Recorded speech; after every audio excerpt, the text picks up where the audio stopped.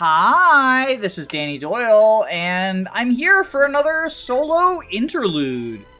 So this is Chapter 9X, which is the first of 5 interludes where, rather than exploring a new area in the world and talking to NPCs and getting various previews and stuff, you are just hanging out with your army. I think this is actually a really cool addition. It feels kind of like the base in Tellius. I know we do have the base here as well, but this feels, you know, you run around, you explore, you talk to all the characters. It's cool. I like it. You might have noticed some of the characters are standing on light runes. That's because at least in 4 out of 5 of the check-in with your army ones, it's not just flavor. You do get benefits, just like in the other interludes. And so these are to indicate which characters will either gain stats, gain support ranks, or give you important items. Apollo gives you a note that tells you the location of some desert treasures in a future map. And everyone else who has a light rune on them gains stats based on talking to Blair. And some of these stats are like actually legitimately very useful. Others are a bit of a meme. The most meme-tastic is Peggy just gets +2 strength. But Rachel gets 3 HP, which like is not a lot, but she appreciates the extra bulk. Jeff gets some more luck, which is nice. Stefan gets speed, which is like whatever on him. Natasha res is whatever. But yeah, I like these little benefits. We also got to talk to Agnes. And we have something else we need to talk about, because that's all the material benefits, but much like how I had a sort of spoiler conversation in Chapter 8X, 9X, I've also got something I gotta talk about, but it's a little bit darker. It's a little bit fucked up and evil. I'm a little bit of a freaked up psychopath. And that's because Chapter 10, this next upcoming chapter, is the last chapter in the game, aside from alternate campaigns, where the number of deployment slots you have matches the number of units in your army. We're going to recruit a new character in that map, so it brings us up to 17 instead of 16 units. And we will, on Chapter 11, only have 12 deployment slots to work with, which means 5 units in our army are going to be benched. However, this game has a really cool mechanic where it's convoy ward, basically. On death, your items get warped to the convoy. Much like in, I think FE11 is what started it. But what that means is if we have 5 fewer deployment slots, and there are some people who aren't really carrying their own weight, we're not necessarily going to be resetting for every possible death, are we? So let's talk about the units in our army and how likely we are to sacrifice them for the sake of side objectives. I'll start with the obvious one. Blair is a game over condition. We will not be sacrificing our game over condition. Blair is safe. Lucky for her. She's also unironically useful with charisma and inspiration. And magical chip. Like 7 magic? Sure. We take those. Next up is Rachel. Rachel is a unit who we do get a benefit from killing off. Because we get Karante. And I talked about in Rachel's unit review how I don't subscribe to auto-kill Rachel for Karante. I think you sort of evaluate based on who you're using in your team and whatnot. Even if you're planning on using Layla, like Rachel-Layla support is a thing. Having multiple flyers is nice. But Rachel is probably not justifying deployment slot after Chapter 14. So she is a unit we want to kill off to get Layla Karante, because Layla's going to be very important to this run. She's got very good bases, especially in combination with her promo gains, or immediate promo gains. However, killing Rachel off in Chapter 10 feels like it would be a bit premature. There are 4 more chapters, and she's the only true flyer for those 4 chapters. We did get Bechamel last map, and we're getting another flawed flyer fraud flyer. And then on chapter 14, a flyer will join us, Athena, but she's separated from the rest of the group, and so she can't really help us with the flyer-related tasks we want on 14 until basically near the end of the map. So Rachel is a unit who I'm not going to be sacrificing in chapter 10. Just pretty definitively. We still want our flyer. We still want to be able to rescue drop with Kanto. Even if her stats are, like, really not holding up, even with the extra HP she got. Rachel's quite good. Oh, wait, this is prior to... Right, because we're in the preps menu. So she'll be at 30 HP. This is before we get the stat boost from those units, but still. Cassius is alright. Axe Cav. We haven't been focusing on him enough in order to get charge, which would bolster his damage. But his combat stats are not really there. His accuracy is especially shaky. Being stuck on axes is a little unfortunate. His main thing that he's giving to our army is the ability to be a rescue dropper, which is nice. Especially alongside Stefan and Rachel as a free deploy. But he's not necessarily game-changing. So, Cassius is a questionable one. I think, though, if we were going to sacrifice any Cavalier who's just here for rescue dropping, it'd be the one who has been rocking an empty inventory for like 4 maps now. Stefan is almost certainly going to be sacrificed next map. If anyone is dying, Stefan is the highest priority. It's nice to have someone who can do some rescue dropping. However, in the upcoming maps, I think the deployment slots will be such that we just can't fit the little guy. Brings me no happiness to say this, because Stefan is one of my favorite units and favorite characters, both. Like, both as a unit and as a character. I love this little guy. He's a Skrunkly. I really like them. I don't like this, though. Adept only goes so far when you're dealing 0 damage.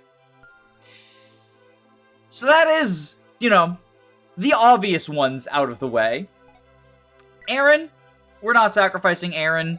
We are 2 levels away from rally defense, staff utility, and okay base stats.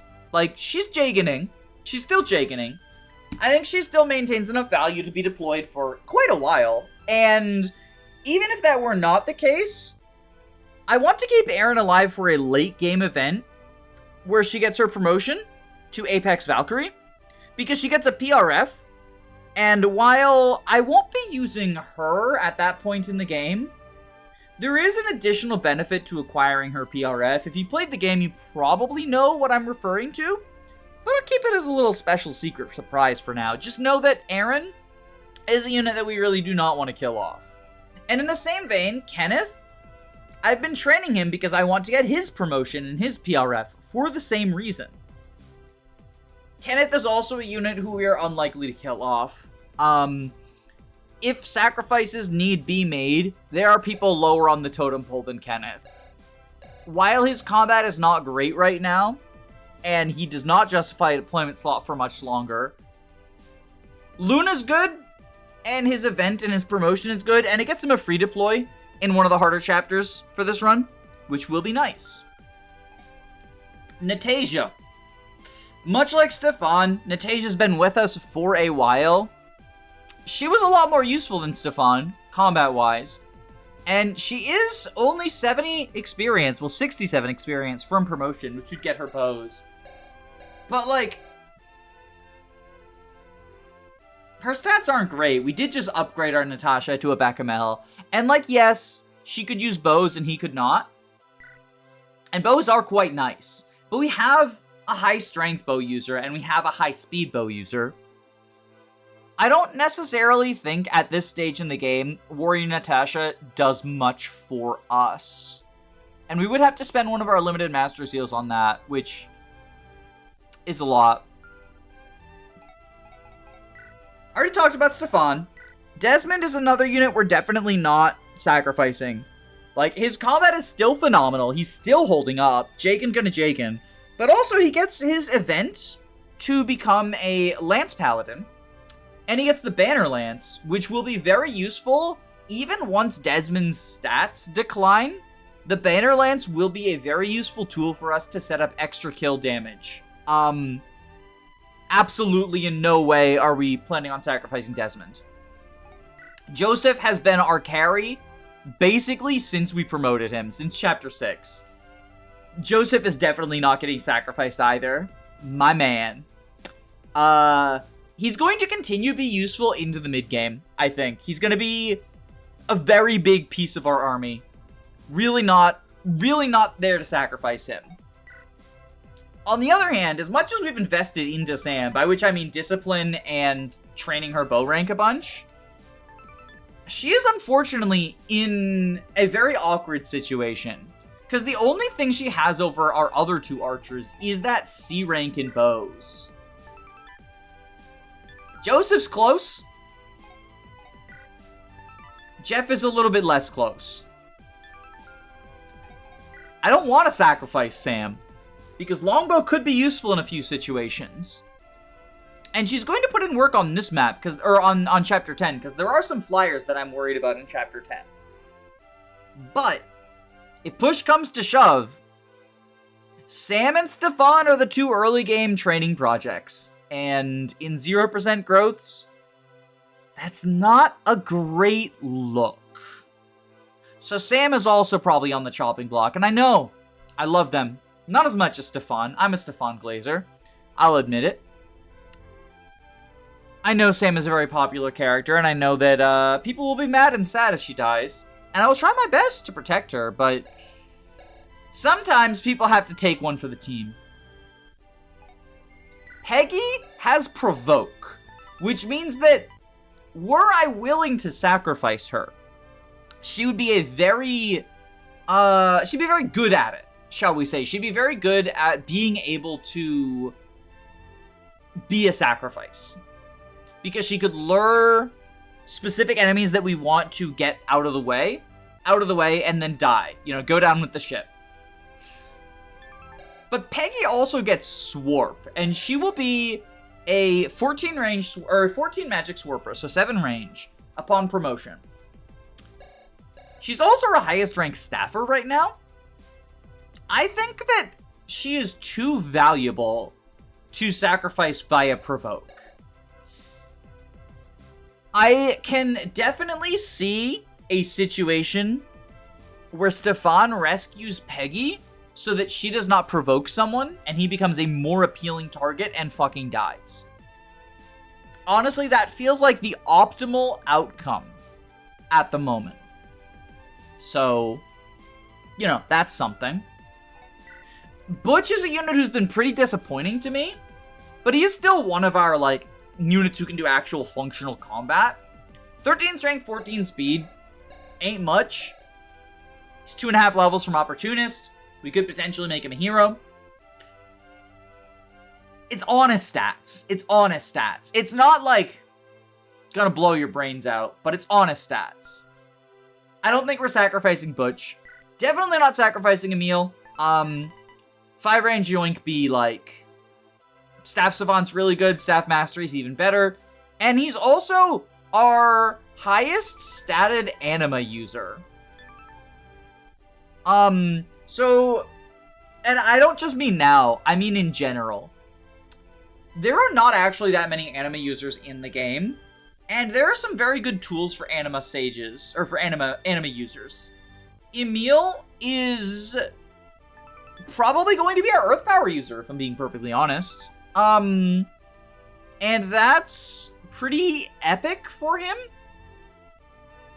But, unfortunately, that means we can't sacrifice him. Or I guess fortunately, because we wouldn't anyway, because, again, Staff Savant, Staff Mastery, and Anima, he just has too much going for him.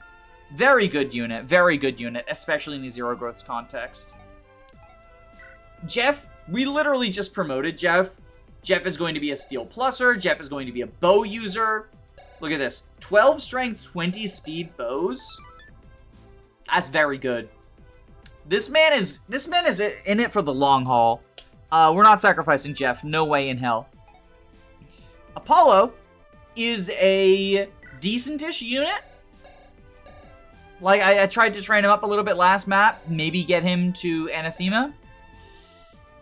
I don't think he's going to be a long-term dude. But at the very least, he'll help us a little bit in the mid-game. I don't think he's sacrifice fodder. And Bechamel, same deal. I don't think he's sacrifice fodder. But, I'm not super high on him for, like, his long-term prospects. He'll just sort of be there and exist. So, of our team, not too many super sacrificial people. I think Sam, Natasha, Stefan, and possibly Cassius, but I would like Cassius for... There's a thing I want to do in Chapter 12 that I would like more Kanto units for than just Rachel. So yeah, Sam, Stefan, and Natasha are definitely the most sacrificable. And then I guess if I had to pick two more, Cassius...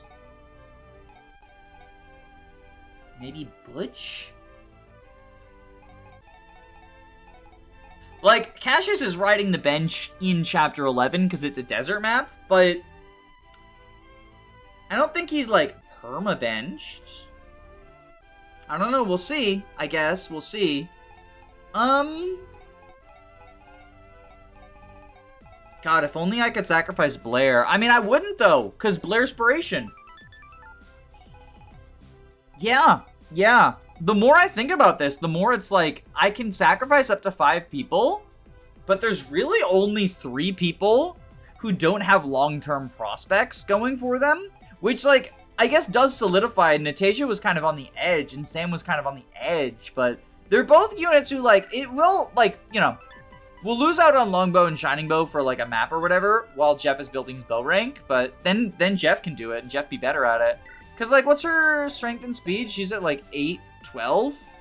Yeah, Jeff's just, like, cool like that. Look at that, 12, 20. What a base dude. What a guy. What a man. What a beautiful boy. And then, like, Joseph won't double anything, but 20 strength longbow is pretty good. Yeah, that's the death toll. That's the... I'm sorry to all the Sam, Stefan, and Natasha fans. I know I have a lot of, I know friends who are fans of all of them. Also, there's... I know of a Stefan hater who will be very happy about this as well. So, you know. You win some, you lose some. And we're losing Stefan. Okay, much like last time, since that was much shorter, I'm going to show off the base. And we get a red gem, and then we get quite a few supports. Rachel and Jeff get to talk about how they're all awesome and cool. And then Sam and Emil get to talk about how Sam's going to die, which is a little bit tragic. And then Apollo and Bechamel get to start getting ready to kiss. And Stefan and Desmond get to talk about how Stefan's gonna die, which is a little bit tragic. And Sam and Joseph get to talk about Sam's gonna die, which is a little bit tragic. They're really rubbing the salt in the fact that Sam and Stefan are going to die on this upcoming map, aren't they? Whoopsies! There is one last special treat I need to dole out, and I want to see how long it takes Jacob to notice. That's right, baby. High investment Jeff.